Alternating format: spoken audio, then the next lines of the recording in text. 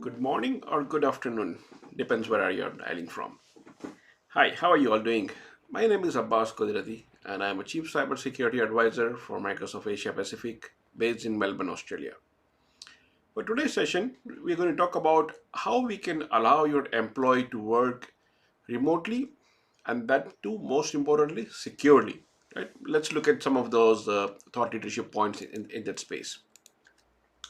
What we have seen during pandemic time that companies who had a plan for digital transformation covering over the 2 years of time, now all of a sudden their requirement has been shrinked to just 2 months, and they wanted to achieve those transformation areas within that short period of time. That's really challenging, especially now that people are working from home, they are working remotely. There needs to be more. Organization wants their employee to be more productive, and that's the reason the transformation project has been all of a sudden accelerated at much faster speed than what it was planned.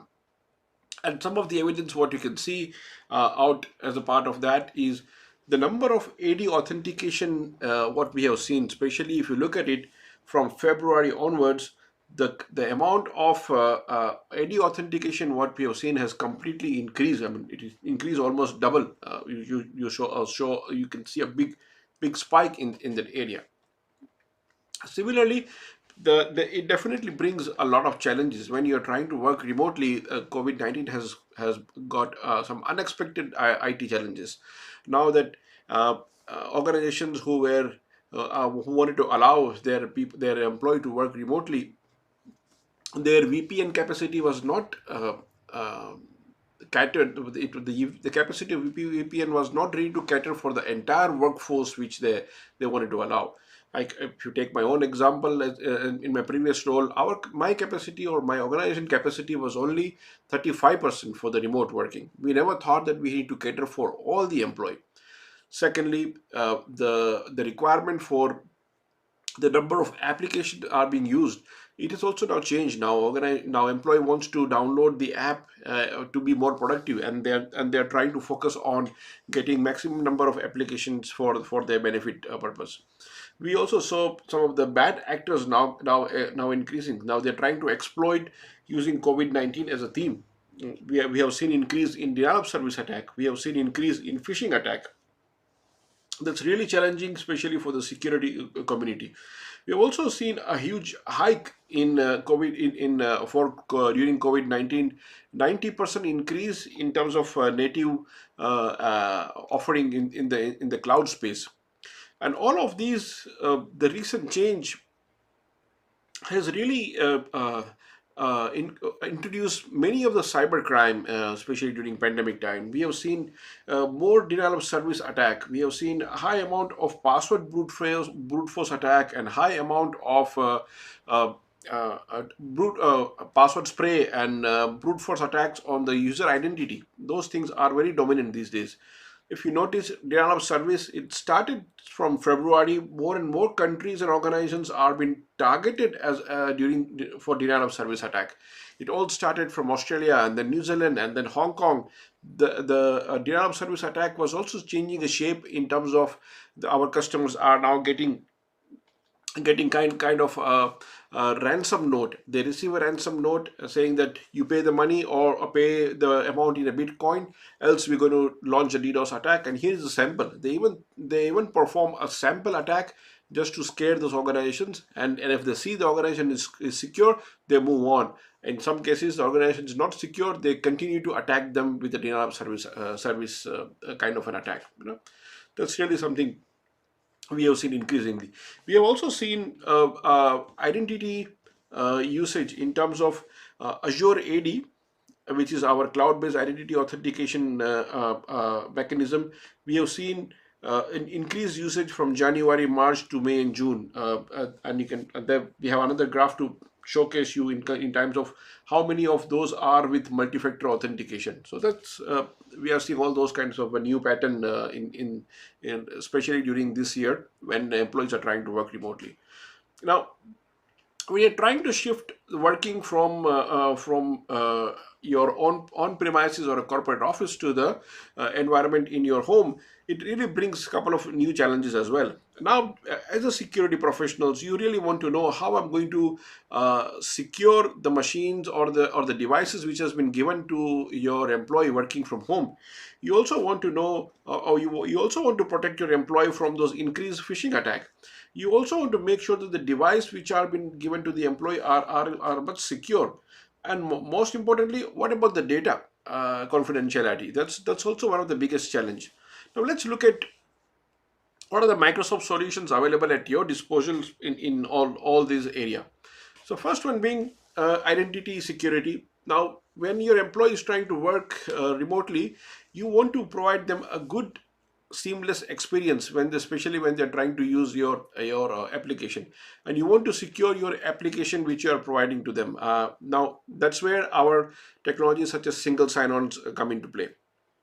You also want to enable remote desktop access, so that's where we provide you VDI kind of an access. Third thing we want to do is to protect them from those phishing and malware, right? So that's where we want to make sure that identity protections or identity advanced threat protections are in place for you to help you out. So one such thing we have seen is within Azure AD, we have something called conditional access. Now, this is the mechanism where you want to provide access to your resources, which could be on-premise, which could be on the cloud, or it could be any other kind of an application hosted on any third party, using allow them to give them access based on some conditional criteria which you define in your conditional access engine. So if, for example, you set a condition on Azure AD conditional access engine saying that if the employee, you know that they are always working from a single country, which could be a Hong Kong, and all of a sudden if you see the signals are from a different country, such as example in Australia, so you want to block those kind of access because you know all your employees are within Hong Kong and no other country, and you can really filter these kind of an IP addresses as a part of condition. Other example could be you do not want to allow access to your resources if the machine is not a managed device. Unless an employee is using a BYO or a company managed device, only then they can access to your corporate resources.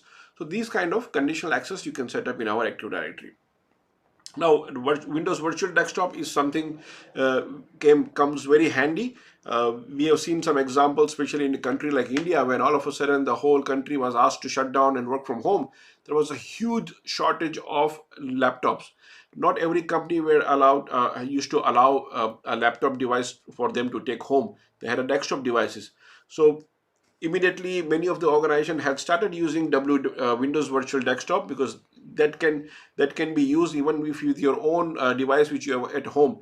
So from your home device you fire up your WDI and you are able to connect and get the similar experience for your office applications and many other applications you have. That really comes handy as a part of it. In terms of threat protection, especially when on the safe link, on malware, on the phishing mails and all, this is where you want to use our advanced threat protection on our defender side, as well as on the safe link and OTP side, or exchange online side, where you are being protected from those advanced threat, including the phishing, the malware, and the safe link what we have. Any employee who clicks on the link is being checked first, and only then they get access to those link if the particular website is safe. That's what you want to focus on. Next one being how you want to secure your personal device or your employee with a company owned device. Now, there are a number of challenges, especially if as an example, I told you that if the employee don't have a device and you want them to connect, you can use WDI. But if they have the device, you also want to make sure that there is a protection element given on that. That's where we want to implement solutions like Microsoft Intune. This is where you can not only do the device management policy, but also you can implement a device application management policy, and also you can securely manage the device and the data within that application as well. That's what you want to do it. So let's look at one example of that. So yeah, the example which I was talking about.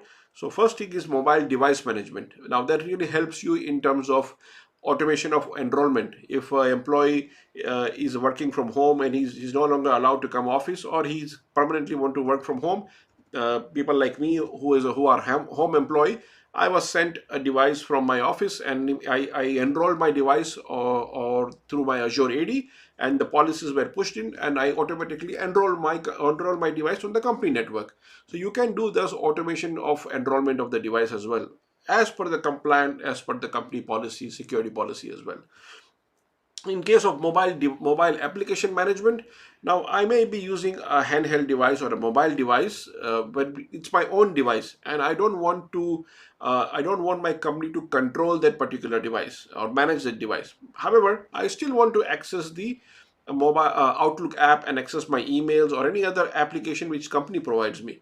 So I can go to the company store, which is completely separate. I can download those company provided app, and data as well as application is managed by company and not the device. Now company can manage the security of it, the data leakage protection on that particular application, but they don't manage my device. So those things are possible today using an Intune. And here's an example which I'm showing about in terms of all the various security policy which you can enable on, for example, on Windows 10, right?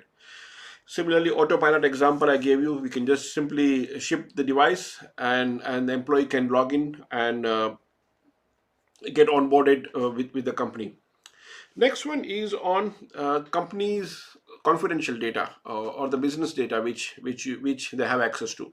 Now there are multiple elements in this case as well. First one being, you want to protect for any condition accidental leakage. Maybe email was supposed to be sent to Harry and it was sent to another person starting with a very similar name, right? Could be Hassan. Similarly, you want to control the auto classification of the data. You want to have a good visibility of in terms of what kind of data has been sent out by employee to either himself or to the third party, or could be a non-approved cloud, which is the classic case of a shadow IT. Now this is where you can set up all the security policy. For example, if once you've done the data identification, it could be on your MS Office or any other thing, you want to apply the data leakage policy on top of it. It could be like if the person is having a confidential or a personally identified data, or it could be health data as a part of HIPAA, or it could be payment card data such as credit card as a part of that. So as soon as they try to enter those kind of a data within the document or the systems they are using, the system will prompt them that this is a confidential data, and you have to either encrypt it as per the policy what defined to them, or you can also set in terms of who they can send this data. Is it internal or external? So there are many such DLP policies which you can define it as a part of your Office 365 admin center, and you have that visibility as well in terms of what data has been sent in and out, right? Here is an example I was talking about. If somebody enters the credit card detail, it will prompt them that this document has to be encrypted, and of course they have the ability to change the type of data what they want, and give a justification why they want to remove or change the classification part of it. And this is where you can get a good visibility within our cloud app security, which is MCAS as we call it. In MCAS, you have more than 16,000 different cloud app risk assessment can be done on a real-time basis. It can identify which of the applications are risky, and what kind of data has been sent out, what amount of data has been published or going out from internal company to the external cloud, and all those kind of good visibility. You can have it on a user basis, on an application basis. A very handy solution, especially if you're working remotely. This is where you want to have a visibility in terms of your data leakage, in terms of your risky cloud application, in case of your shadow IT. Next one is, let's talk about concept of a zero trust. Now zero trust has been in discussion for a number of years. However, during this year, the usage of zero trust has increased tremendously. Now, is zero trust a technology? it's a mixture of people, process, and technology. But however, it's more of an architecture decision you need to take it, especially now that you want to allow or you want to create more of a resources which can be accessed remotely, right? So we need to think about three core principles in case of a zero trust. First one being verify explicitly. The example I talked about, I gave you an initially about Azure AD conditional access.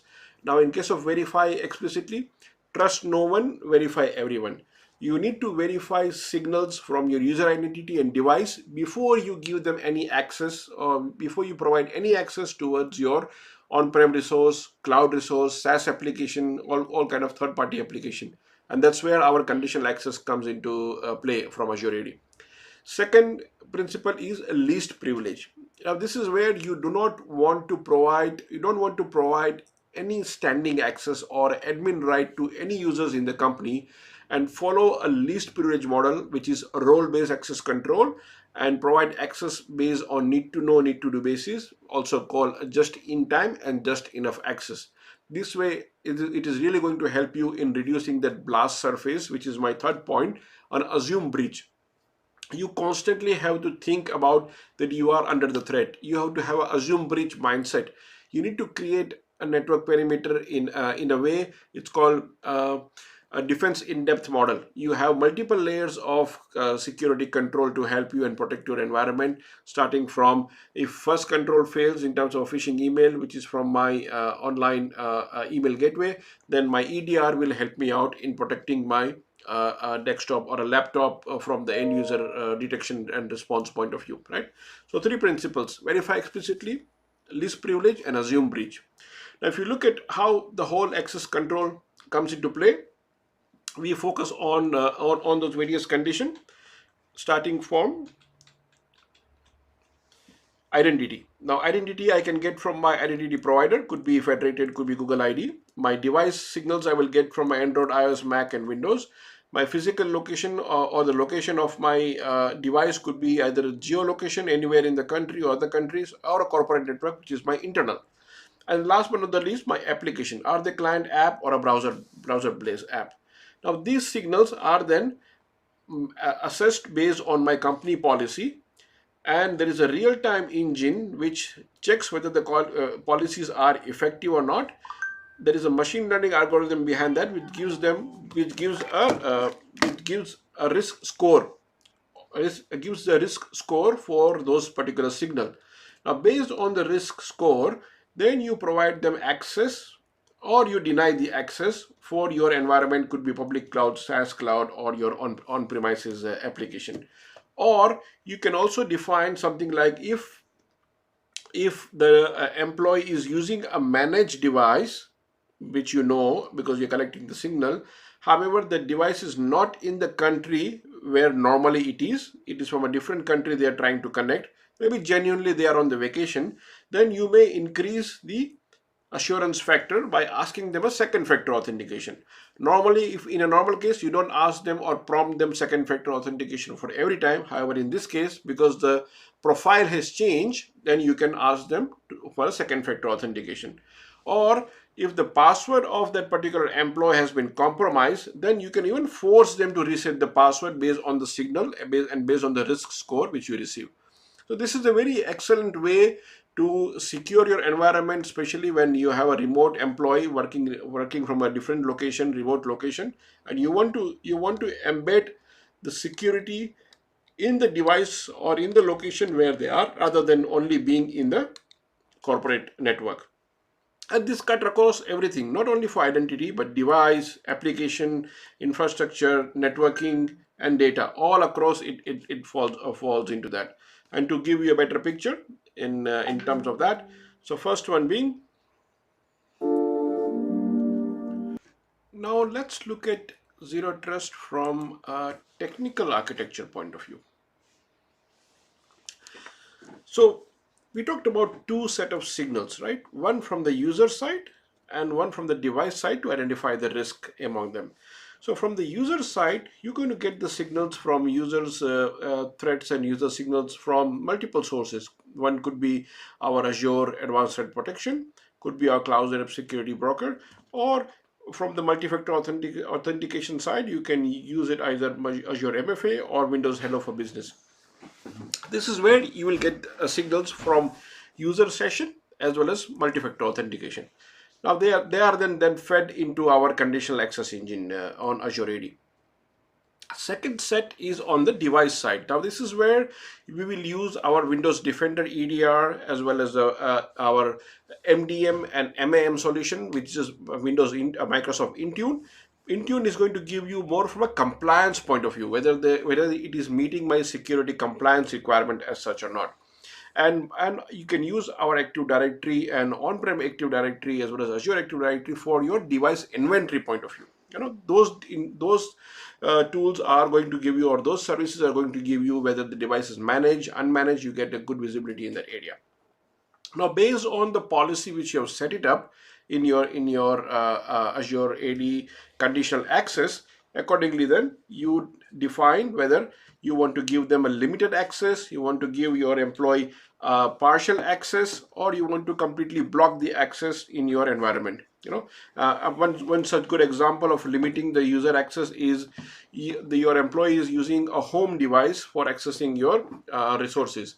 Now you have not provided the device which is managed by company, and in this case there is a threat that if they download the information or a sensitive information on their own device, there could be a possibility of data leakage, because you have no idea or zero visibility in case of what are the various threats on that particular machine which they are using it, right?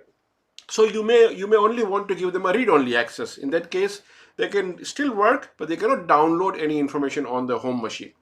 Similarly, you want to increase the monitoring, or you want to restrict the particular access in case their role does not allow them to do that. Same time, if they want to access anything on the on-premises or the legacy application, this is where you'll use our Azure AD App Proxy, which then talks to our Azure Active Directory, which further talks to on-prem Active Directory, and then they can get an access towards your on-premises requirement as well. This is the most commonly asked questions we have. And for mobile application management, we use our Intune, which can help you manage your applications in your Android, iOS, or Windows handheld devices which they have, right?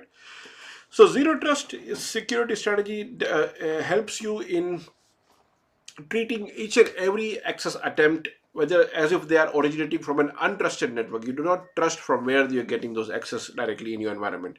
And it's a better decision making in terms of access architecture, and it's a better decision making, helps you in the better decision making with mobility choice, and so they can you work from anywhere, anytime.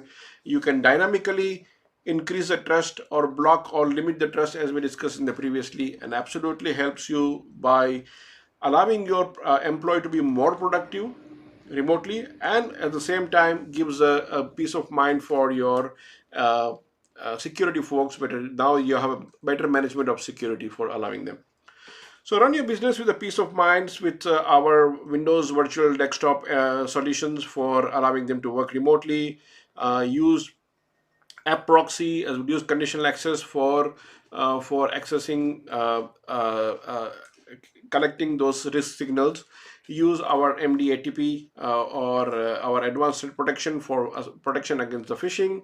Use our Intune for manage and unmanaged devices and application management and device management, and use solutions like AIP or Azure Information Protection for your DLP and safeguarding your data.